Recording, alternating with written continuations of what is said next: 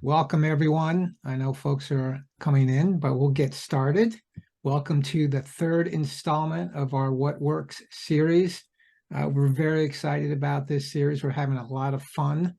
This is where we provide practical advice from our consultants to you.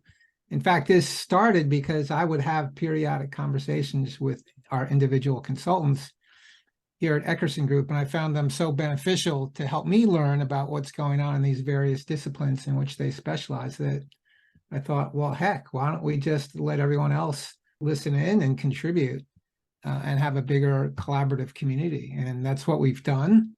And it's been a lot of fun and very insightful, and we've all learned a ton. So this is the lineup for this fall's What Works series. As you can see here, we're here today to talk about data literacy with Josh Reed. So we're going to dive into that in a second. If you missed the first two installments, data architecture with Carlos and data governance with Sean, you can watch the recordings. All you have to do is register for this event. Obviously, you're here, so you did register. And we will send you the follow-up emails, which will have the recordings from the prior episodes. So you can see we have two more after this one. I'm kind of the featured speaker next week, and then Rich Fox is our last speaker on data leadership. So we want to make these very collaborative because it's not a lecture. In fact, after every slide, we'll be stopping and I'll be asking questions or making comments, and then I'll check the Q&A. So if you have questions or even just comments, please insert them and we'll bring them in. We have no time limit here, though it's essentially an hour, but we'll go over if needed to address all your comments and answer all your questions. And you notice there's one thing missing from this What Works series. Can anyone guess? There's no sponsors. Like, we're not making any money off of this. This is just us having conversations to educate each other about what works in data and analytics. So this is kind of like our free gift to everyone out there. We hope you spread the word via social media, through your colleagues. Feel free to share the recordings and the presentations, which we'll also send to you. And that's our goal, is to help you learn, help me learn, help you learn, help us all get better at doing what we do here at Data and Analytics. So just a little bit about Eckerson Group. We're a boutique research and consulting firm. Data analytics is all we do. On the consulting side, you saw some of our main consultants. It's all senior consultants with 20 plus years of experience in the field. And we'd like to think that our biggest qualification is that we listen really well. We synthesize pretty darn good as well. And we collaborate with our clients at a deep level. These are the areas that we focus on in our consulting practice. And essentially, we're picking off different disciplines with each episode of this What Works series based on our consultants' area of specialization. So here are the main players on our team, most of whom are in this series. And if they're not this fall, you'll hear them in the winter, because I think we'll keep doing this because it's a lot of fun. We have worked with a lot of organizations, name companies, non-name companies, big companies, mid-sized companies, US-based, Canada-based, European-based. So we have a lot of cross-industry expertise. We've kind of seen a lot. We've been there and have done that. And so if you guys need some help at your organization, please give us a call. We'd be happy to talk. So now let's launch into data literacy. Josh Reed has 25 years of experience in data and analytics development. He has been focusing a lot on data governance and data literacy in the last number of years, where he's been both a consultant to organizations like MBME, Service, TD Bank, Kellogg, Ontario, but he's also served in the capacity that a lot of you folks on the line are in right now internally at organizations. In fact, Josh, you can maybe, if you want, you can tell us some of those companies that you've actually done data governance internally for and helped start data literacy programs for. So at this point, yep, Josh, you're on. I see your face. So I'm Hello, going to turn everybody. this over to you. Thank you very much. So the kind of companies that I've worked in the trenches are the Workplace Safety Insurance Board of Ontario, TD Bank, Rogers Communications, and Bell Canada. So telco, public and private sector companies. Yeah, so big company experience. Yeah, definitely. It's quite the journey. Yeah. So data literacy, I wanted to start off with this slide. Data literacy is not necessarily everybody's data literacy. So some of you on the call today might be here to make sure that you're going down the right path. Some of you on the call today might be here to learn and start to make your business case. I hope to help both of those kind of scenarios. But one of the things that I wanted to call out, what's really clear with data literacy, is one data literacy program for one organization is not going to be the same as any other organization. I've seen data literacy programs that are really focused on the executives. Let's make sure executives know what's going on, make sure they know how to use the BI tool, or make sure they understand the lingo in the data world or what it means to be a data steward. And I've also seen data literacy programs where they're taking the people who are working in the data product or the data pod, and they want to level everybody up. Maybe they want to get everybody to a certain level of technical skill set and get everybody their certifications in whatever cloud environment that they're working in. So it's really important that you understand, you have to ask the question, what do you mean by that when you're talking about data literacy? Because it's going to be different for everyone. Yeah, so that's probably the key here. Before you do anything is understand what your goal is, right? And it's probably a good segue to the next slide, right? Yeah, absolutely. So putting together today's material, I was really thinking, what do I want everybody to know about data literacy? And I really came to these three things to try to keep it simple. Data literacy really is more than people, process, and technology, because it's both an organizational and individual skill set. So an organization has a level of data literacy, and you have to think about that for a second. And it's actually measurable. You can measure just how data literate an organization is, and that'll have a direct impact to its efficiency, its effectiveness, and the cost of managing data in general. If everybody top down understands the impacts and how to use data correctly, you're going to make decisions faster. The return on investment of your data platform is going to be higher. Really, if you think about it, if you've got a data strategy going on in your organization and you forget to do data literacy program, you're going to buy all these new shiny tools. You're going to have this data in a wonderful format, but nobody's going to know what it means, how to use it. Data literacy really is an important part of both the organizational and an individual's success. You know, it almost sounds like the way you describe data literacy there, that it's synonymous with an analytics culture, right? And maybe you can measure the culture of analytics the same way you measure the data literacy, as you were saying before. And I'm curious how you actually would measure that, because you said it's measurable, right? Yeah, absolutely. It's a great segue to the next slide. So if I can put a pin in that. Okay. On the execution side, I want to point out that not only is it hard to put together a data literacy program if you're going to be really holistic, but it's hard to be a participant, because the participants feel the pressure of almost learning a new language.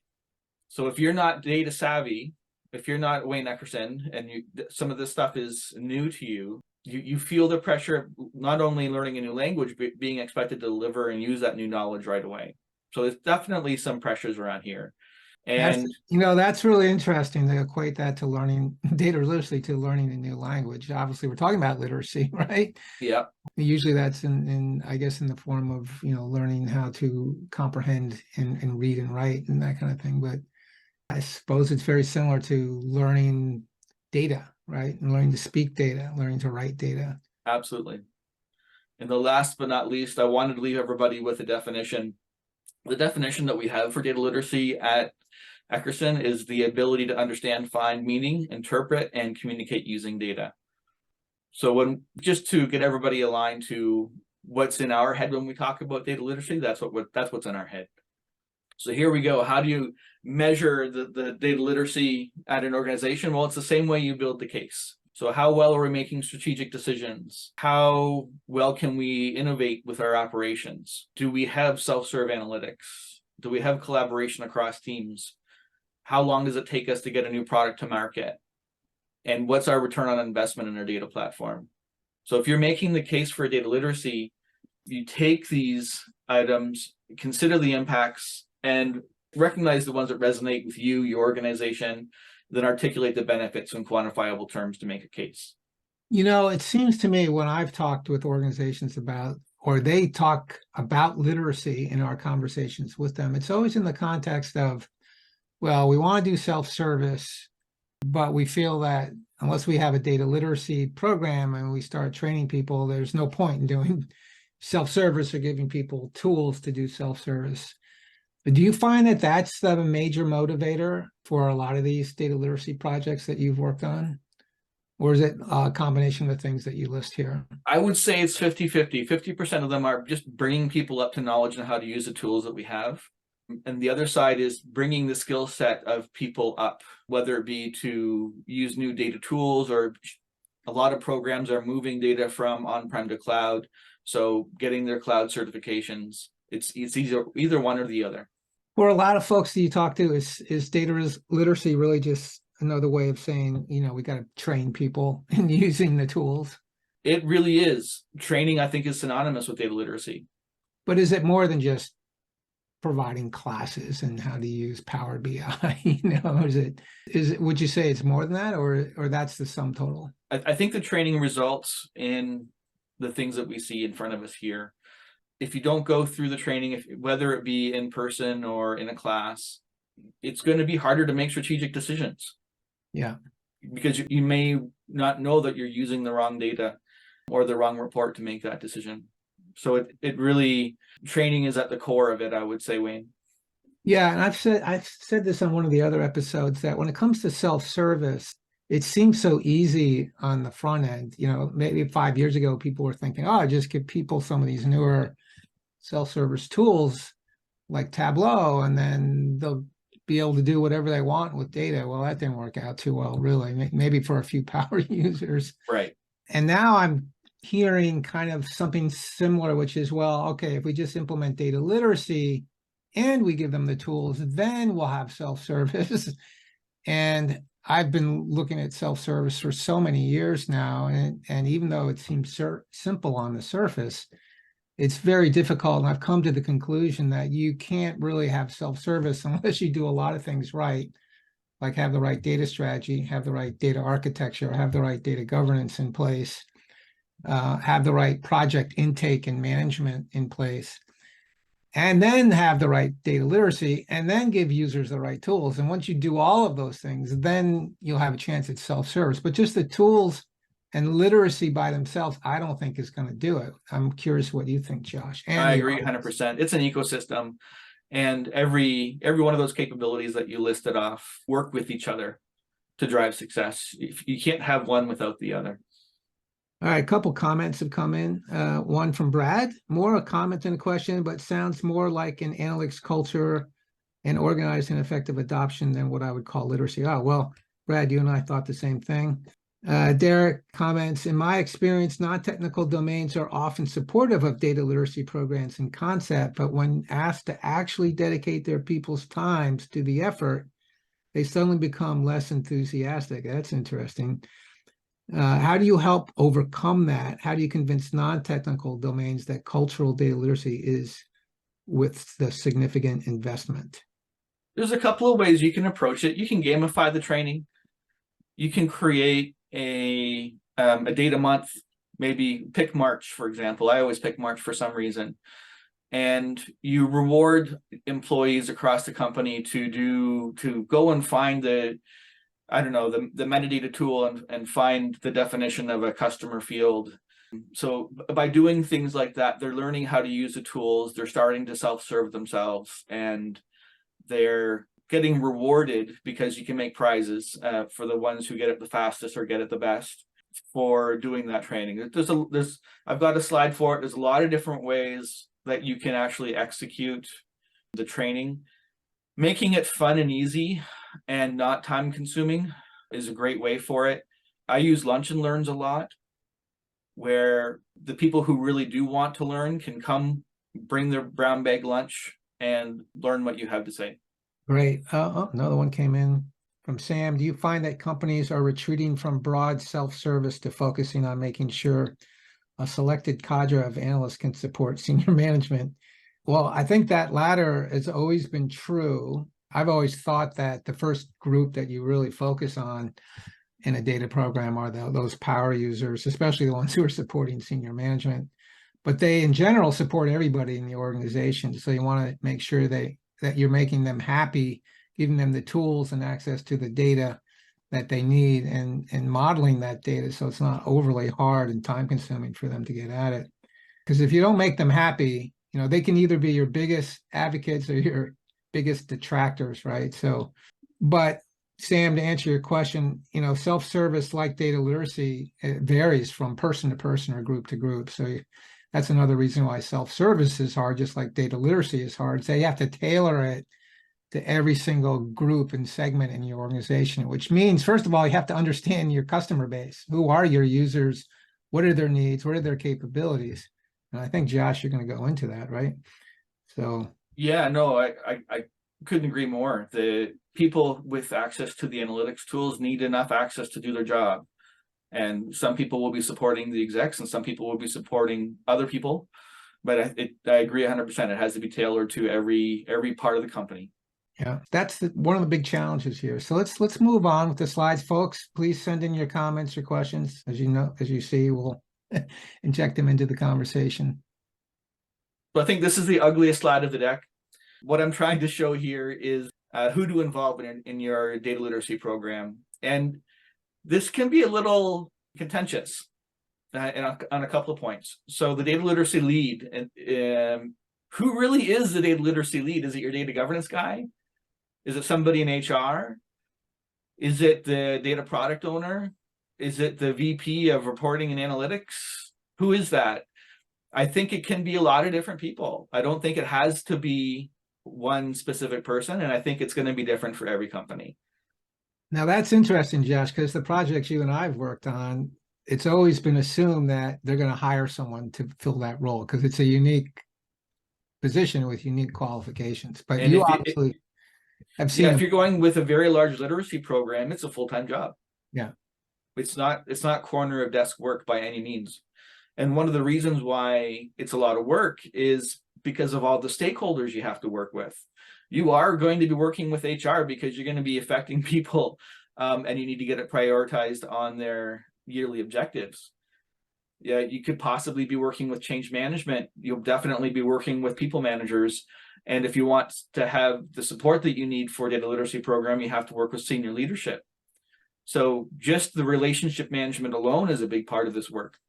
A couple of things I wanted to point out. Of course, we have participants, but mentors are really important in a successful data literacy program. We haven't talked about that yet, so I'll just take a second. It's one thing to send someone to school or to a course or to a lunch and learn to learn something, but they need people who they can ask questions and get support from in the job environment. And if you can find the people that score the highest on data literacy assessments, and you ask them and they volunteer to be mentors for that particular topic, that's a great way to start building up that collaboration, not only across teams, but also to build up the confidence of your organization in data literacy. So that's interesting. When I've worked with companies on self-service strategies, I always ask them, who are the data analysts, quote unquote, the power users out in the field in each department? Because there's usually one or two in most of them, right? Yeah. And I always assume that those folks, in fact, they even put this in some of our proposals, was that there's a trickle down support, right? Enterprise team supports these power users in the field, and the power users in turn support the people in their department, which is kind of like this mentoring. And I'm wondering if most of the mentors that you've seen are these data analysts, people who are hired to crunch data day in, day out, versus other people. Yeah, the data analysts and the data scientists. Data scientists often come off as mentors as well. Okay. We did have a question here from Brad. Have you run into a situation where leadership underestimates experience and technical knowledge Every darn time.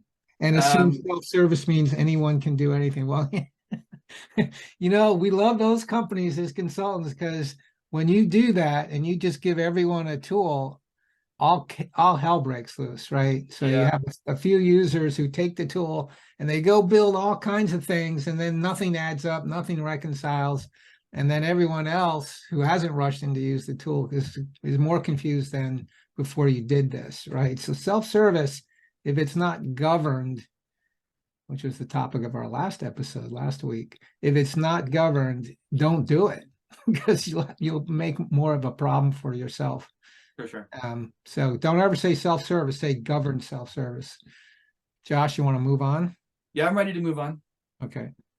So this is the process that I recommend for executing a data literacy program. I'm not going to read every bullet and bore everybody, but I'm going to cover off some of the big ones. We start off by discovery and definition. And this is where you start to define your personas, your target literacy levels, and figure out who's going to participate with the program. We get into the design phase, where we actually select our data literacy subject areas. So think of that as your curriculum. And we define a data literacy assessment. So going back to that last comment or question you had, Wayne, if you want to find out what the true literacy of your organization is, you have to test people. You can't just assume.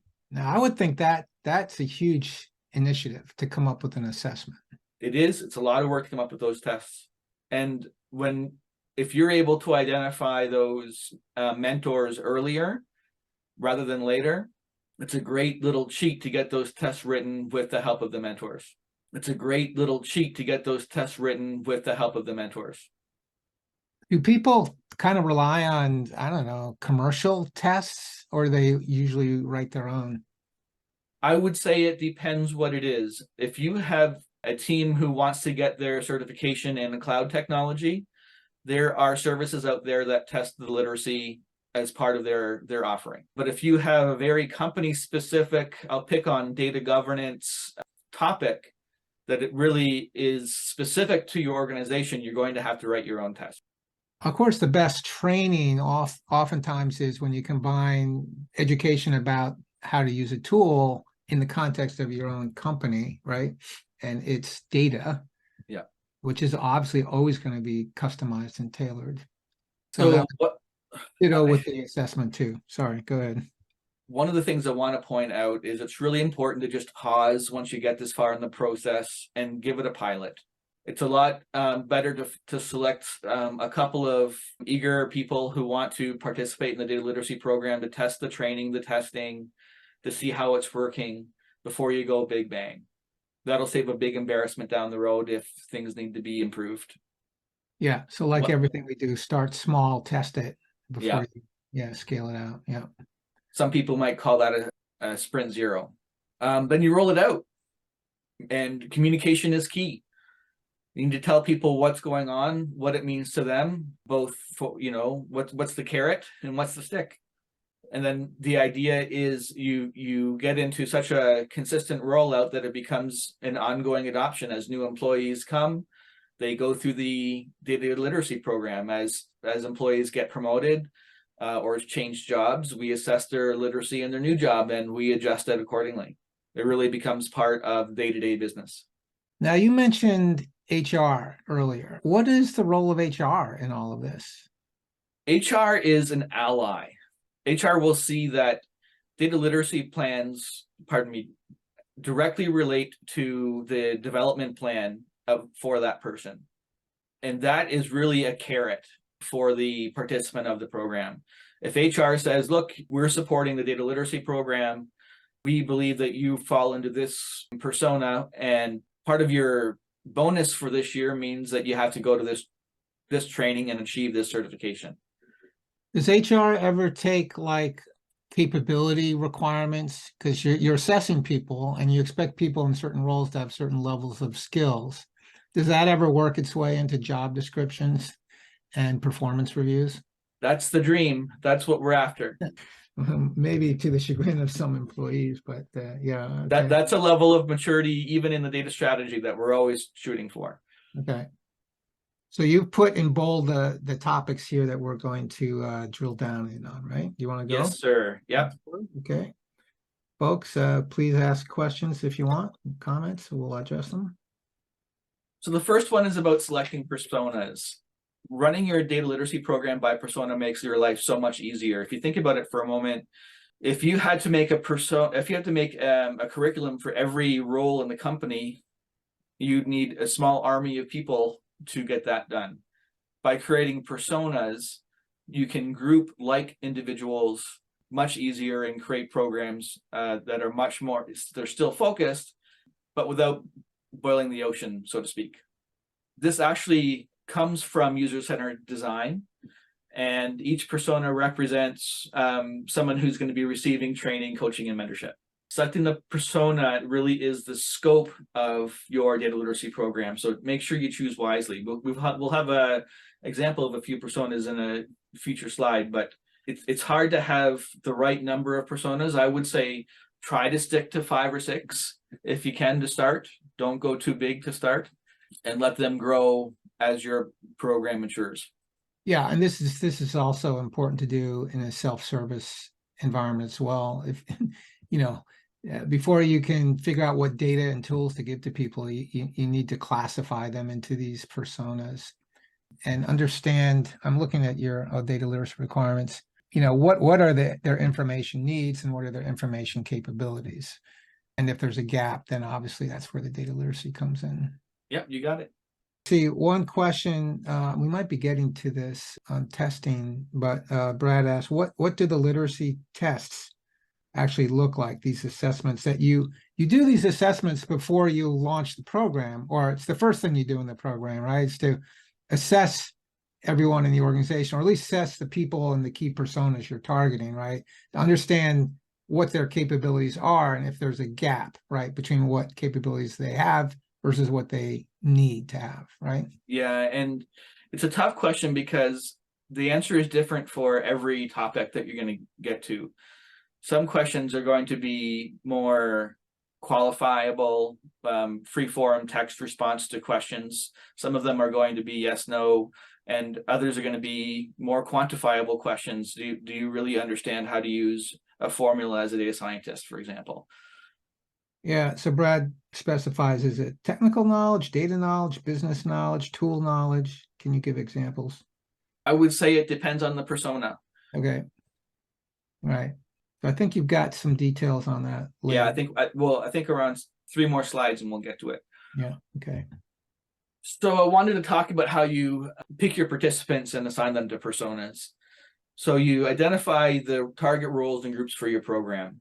So are you going to be focusing on executives, directors, and managers? Are you going to be focusing on analysts and engineers, or just a business unit? What is really the purpose of your program? And So if you focus on a business unit, you're focusing on all the roles in that business unit. in that business unit, that's right. Okay. So maybe you want to improve everybody in the call center so they can start tracking their own performance. Then identify and prioritize the target individual. So what is the problem that we're trying to solve? And how do we translate that into personas and groups? And we prioritize that work. Then we associate the individuals that are in scope with the personas that we built. And there you go. We've done it. We know who needs to have what, who is assigned to which persona. This is talking about the curriculum or the data literacy areas for a data literacy program. And I call this the design phase. You use the prioritized list of outcomes in the previous slide to decide what subject areas you need for your program. I've used an example here where we have data fundamentals. Maybe that's for everybody in the company. Data management and governance, maybe that's for the folks that are involved in the data governance community center of excellence. Data provisioning for people in data engineering. Database fundamentals, again, for people in data engineering, possibly in the BI space as well. Data consumption, so definitely for the BI folks, and data analytics. So that could be both BI and data scientists. And you see the way I described that, how one piece of curriculum can apply to multiple personas. This is trying to keep things simple so it doesn't get too boiled ocean, too much detail for everybody to understand. Yeah, and you and I put together a matrix, right, for one client. I think you actually have at the very end we can show. Yeah, we can show that one. Yeah. So one question I have, like for fundamentals classes or analytics fundamentals classes, I mean, how much, I think you want to expose them a little bit to the more advanced things, even engineering, statistics, data science, like database fundamentals. So do you want to do that, just expose them to some of that in the fundamentals classes? Some of the more, but not go into detail. Is that usually how it's done? Yeah, to me, there should be a course that everybody takes. Everybody should have this common knowledge. Yeah, makes sense. Okay. You want to move on? Yeah, I'm good. Okay. So this is what we were talking about earlier, the data literacy assessment, what that looks like. Targets are set for each persona.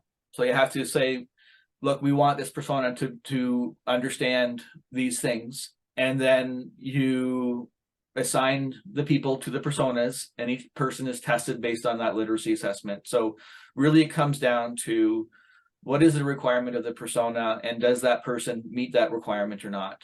The data literacy gap is identified, and that drives the learning and development plan. Okay, so with this assessment, if a person scores are below the threshold, they go into the training curriculum plan. Now, That's right. And if somebody really rocks it, we might tap them on the shoulder and say, hey, how would you like to be a mentor? Got it. Makes a lot of sense. Okay, we're humming along here. Yeah, we're doing good. So there's a lot of different ways you can deliver the training. It's not all LMS courses. You can have online training and certification. You can tailor make training. I've seen that a lot. I've even done it. I've talked about lunch and learns already. There's in-class training. There's informal coaching. So that's where the mentor comes in. But my personal favorite is the last one, throwing somebody into the fire and letting them learn with a partner. By giving them a special project, you Yeah, mean? special project. Yeah. Which would be something you made up or something that's really needed. Maybe there's a specific data problem to solve, and a data scientist is partnered with a BI analyst, and the two of them work through it together. And that BI analyst may have a career path towards being a data scientist, and that's their first flavor of it. What about on-demand learning? I know a lot of products now incorporate on-demand videos or knowledge bases that, Yeah, absolutely. stuck on something, they may notice that and pop something up for you to watch or read. That's a great example of some of the online training that's out there. Absolutely. Okay. So when you say online training, that's really from the product provided training. And here's an example of everything coming together. So what you're seeing is the rows are the subject area that I just went through. The columns are some of the most common personas that we come across.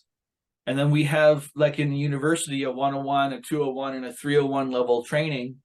And we have a plan to teach everybody the 101 courses in the first MVP, then the 201 courses, then the second group of 201 courses that are a little bit more technical. And then the MVP 4 is the 301s. This is a great way to keep it simple, yet drive a very successful data literacy program.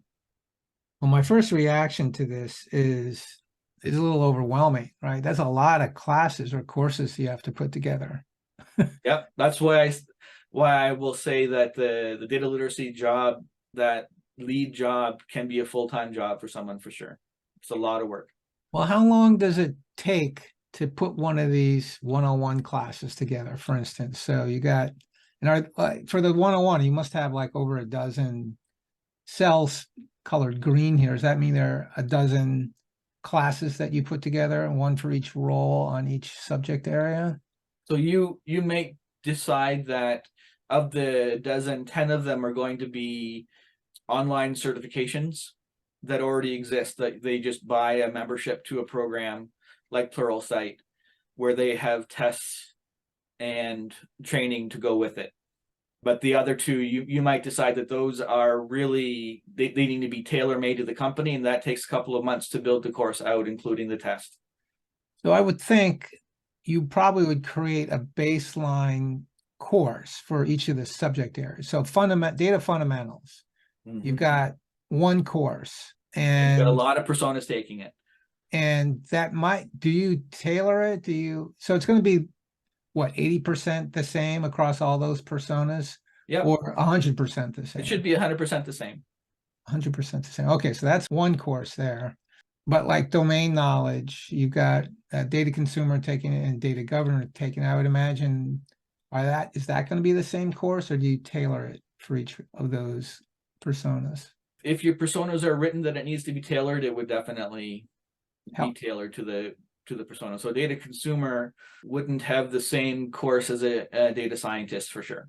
Right. So you're going to have it at a minimum, say you pick these subject areas. There could be others, or you could combine some of these. Depends on your organization, what subject areas you have, right? But it does. At the very least, you'll have one course per subject area, which you might tweak for each persona or not.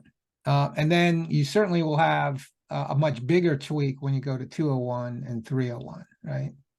Yep. Or is that a completely new course when you get to the 200 level or 300 level? The 200 level is a completely different course, and so is a 300 level. Okay. You're getting higher in tech and difficulty for sure. Okay. So again, just going back, just creating these things, if you're doing these all in-house from scratch, that is a ton of work. So it's a ton of work. So what could you recommend any resources or places for people to go to kind of get some of these things off the shelf, or at least that they can tweak? I would say Pluralsight is the biggest one that comes to mind. What is that? Pluralsight. Plural? Yeah, SIGHT. Okay, I'll put that in the chat. All right, we have some questions or comments here. Christy says, I'd like to hear more about how we can do an assessment of our organization. So any more details that you can provide, Josh, on how to assess the literacy skills of your organization? So I guess it would come down to what part of literacy, because there's going to be, you're going to have to break it down by the persona. And if we're talking maybe data fundamentals, find out if people know how to run a report, if people know how to manage the sensitivity of different kinds of reports. So they know the difference between a sensitive and a highly sensitive report and how to handle it differently. Do they know how to share reports not in email? Those are some of the things off the top of my head.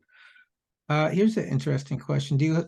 Is it wise to create courses for specific business areas like finance, procurement, manufacturing, sales?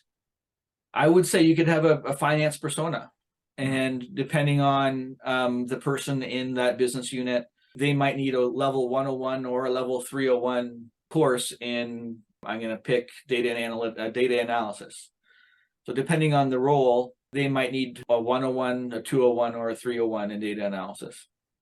So presumably you take the existing course you've created for that level or that subject area, and you tweak it for finance, for instance, by using finance examples. Yeah, finance examples in the finance course. Metrics and things like that. But the tools typically would stay the same. Okay. Any other questions or comments out there? Because we have finished all the slides. Josh, is there anything else that you would want to mention that we haven't? Oh, here's one from Susan. So hold that, Josh. Think if there's anything else you want, because we do have some time here. So Susan says, the examples you provide sound like self-assessment questions. Do you recommend self-assessment for the data literacy assessment?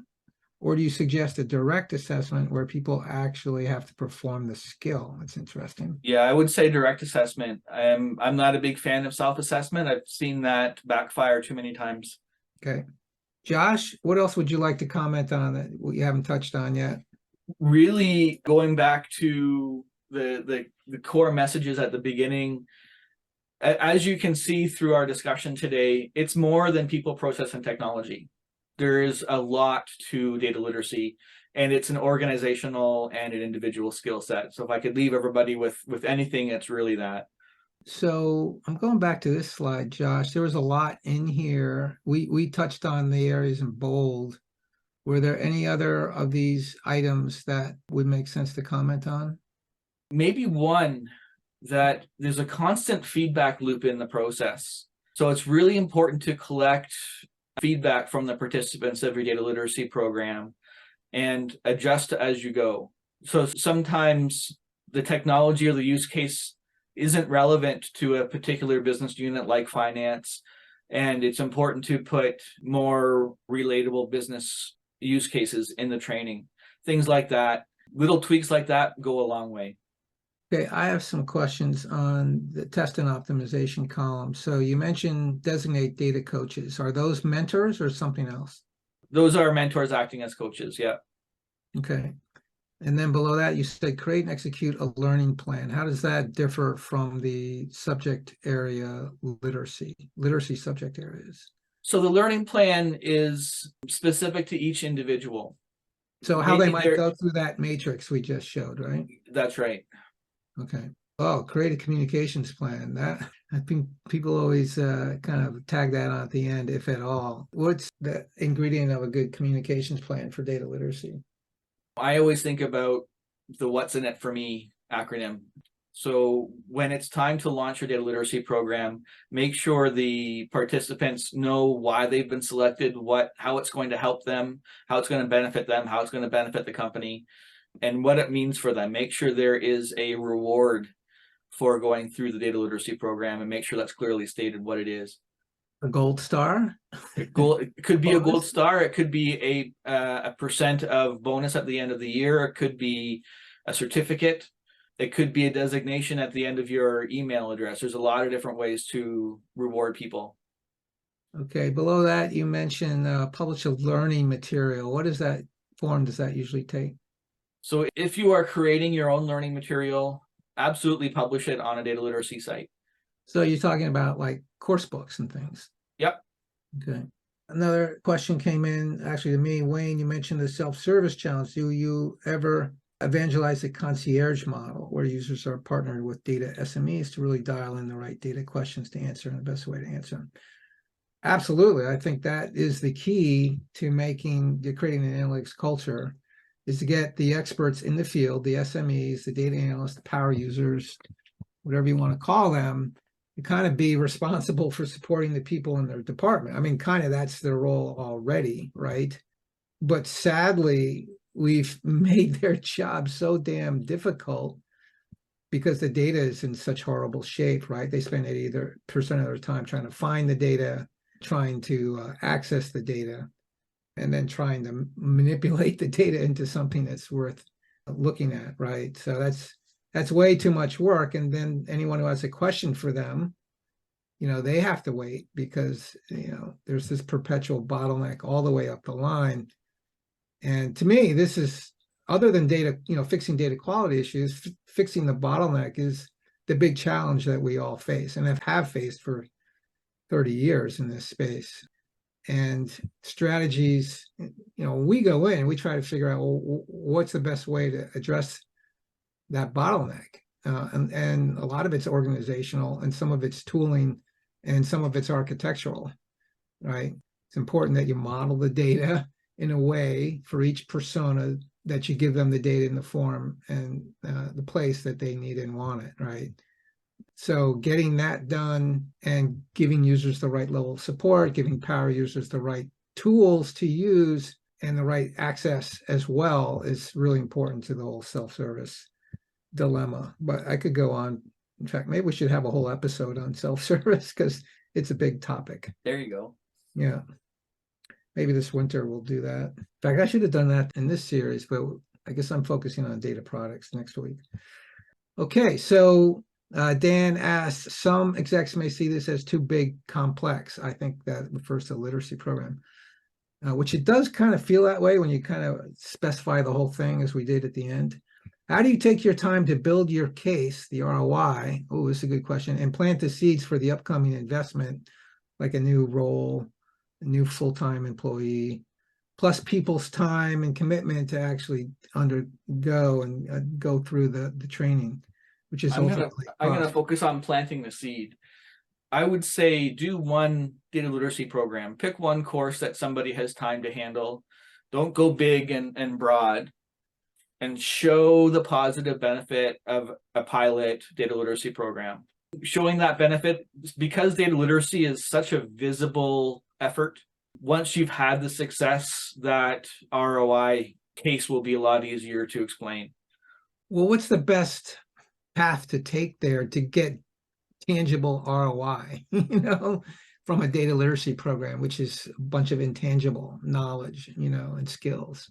Yeah, and especially when a lot of the measures are seat of pant measures, it's going to be hard to get how did our data literacy improve our time to market? How can you measure that? Well, that's going to be difficult. But you should be able to say, well, our team was able to find the data that we needed to build this product a lot faster because we had access to the metadata tool and we knew how to use it. So instead of taking 2 months to find the data, it took us 2 hours. Yeah. So the ROI is important to have, but it's difficult to deliver. Yeah. A lot of it's, I understood the data better, so I made a better decision. Well, how do you measure that, right? Yeah, measure the cost of the wrong decision. If we would have made the decision this way, we would have been set back for 2 years. Okay, another question. I think we addressed this, but Josh said he could measure the organizational literacy. What might that process look like? Imagine having that 101 course for the data 101 course that everybody in the organization wants should know. What percent of the organization knows that data literacy? Is it 90% passed and we're literate as an organization and we can talk to each other, or do we still have bottlenecks and processes and confusion and spinning when we're making decisions and trying to get projects approved because the data literacy just simply isn't there?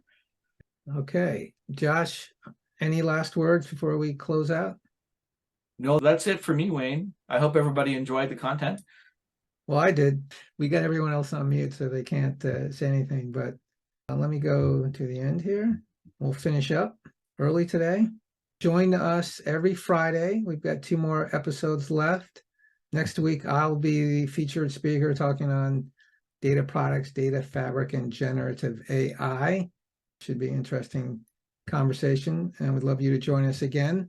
Please spread the word to your colleagues through social media. We'd like as many people to benefit from this free knowledge, free, practical, pragmatic, in the trenches knowledge as possible. So with that, thank you, everyone, and have a great rest of your day.